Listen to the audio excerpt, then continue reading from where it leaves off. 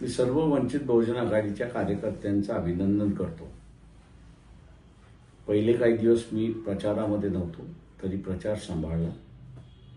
मी प्रचारामध्ये सहभागी झाल्यानंतर सुद्धा ज्या जोमाने, ज्या हिमतीने असं कामकाज केलं, त्याबद्दल मी आपल्या सगळ्यांचे आभार मानतो, धन्यवाद देतो।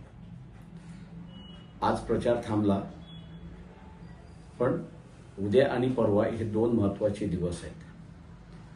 ज्या जोमाने आपण आतापर्यंत काम केलं, त्याच जोमाने आपण उद्या आणि परवा काम करून मतदान काढून घ्यायचं आहे।